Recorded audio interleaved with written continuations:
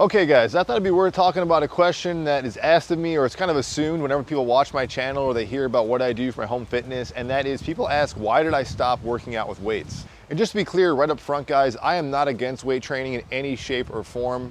It's kind of hard for me to, since professionally I teach people how to use things like barbells and dumbbells and free weights, etc.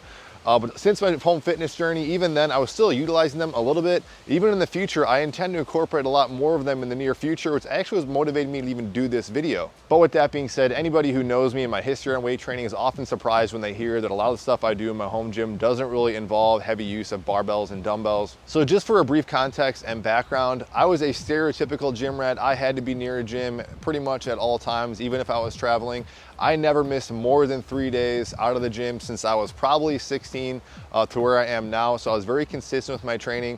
I tried working out at home in the past and really it just never worked because I'd be working in gyms. And to me, it's like, why would I work out at home when I have all this extra awesome equipment at a gym? So I'd buy and sell home fitness equipment on and off throughout the years. Flash forward to 2020 where I was forced to work out at home. All the gyms were closed. All I had that was left over from my home fitness equipment was a Weider Ultimate Body Works, which is a knockoff, really cheap and expensive Total Gym, a pair of power blocks, went for like 80 pounds that I'd use professionally with clients and a little bit in the home, a bench, and then a really ancient Airdyne bike. And what I learned when I was forced to kind of work out with just those things, because if I had a gym access or if I was working out near a gym, I probably would have just gravitated towards those things and not really stuck with those modalities, is when I had those various tools with me, I started learning which ones really met my goals, especially at that stage of life and where I was at. And what I found myself doing with that limited equipment is that I was really gravitating towards the machines and exercises and movement patterns that I felt give me the best stimulus, the most efficient use of my time. And that's when I quickly discovered things that were really non-conventional, things like sliding bench trainers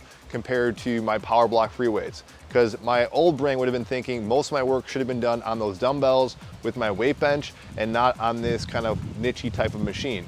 And so that's what kind of led me to kind of open my doors into expanding my horizons to explore things that might challenge my body in a little bit more unconventional way than what I was used to. So then it became just more of a personal experiment to see how far I could get using minimal equipment and really not using as much traditional weight training I was using in the past. So to kind of jump to the answer, which is why I stopped using weights, or really why I stopped using weights to the degree I was used to using them, there's really a lot of reasons for that. Obviously, with the whole situation, there was limited equipment available.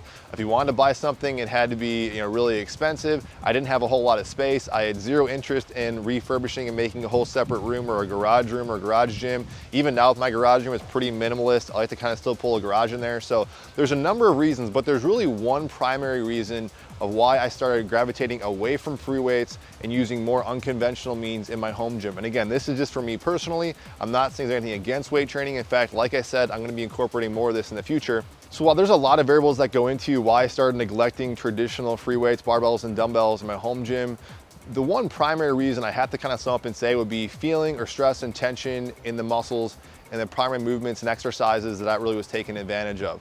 And what I mean by that is if you think of like your basic pushing, pulling, single joint exercises in the arms, shoulders, lower extremity as well, although I will say a lot of what I was finding and discovering on like a Total Gym or sliding bench trainer, and even using this X3 thing you guys are seeing right now, a lot of it really does primarily hit the upper body, upper torso really good, even the core, lower body. It's hard to beat things like barbell squats and deadlifts, but I will say the X3 is actually working out really good with that. The point is on those basic exercises like a chest press, shoulder press, bicep curls, whatever, when I would grab a barbell or dumbbell, it just did not feel as good of an exercise. And I think hopefully you guys are doing the same thing when you go to the gym. You're not staying on a piece of equipment that's not really feeling right. Hopefully you're changing up the exercise. Now, if you're a power lifter, something super specific, then yeah, you got to stick to benching, squatting, deadlifting with the barbell.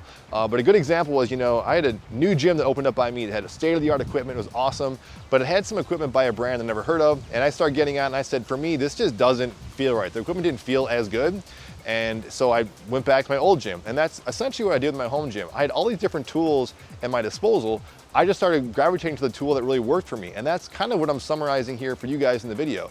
Traditional free weights, barbells, and dumbbells are awesome, but I'm finding a lot of people, this isn't always the case, they might be grabbing that or any kind of mode of exercise, and they're just sticking with it because they're just going through the motions, when really a lot of this stuff is very intuitive. So I'm actually looking to incorporate more free weights and barbells and dumbbells in the future, and kind of taking the same mindset, getting into certain movements and grooves, and staying in that same kind of time under tension I'm finding is working great with bands, and also like found my Total Gym and sliding bench trainer.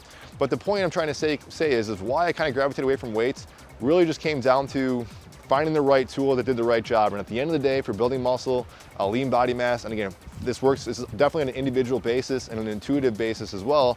You got to find the right tool that really stresses that direct muscle. So whatever you got at your disposal, maximize it to its full potential, because you can maximize essentially everything to the full potential as you build creative.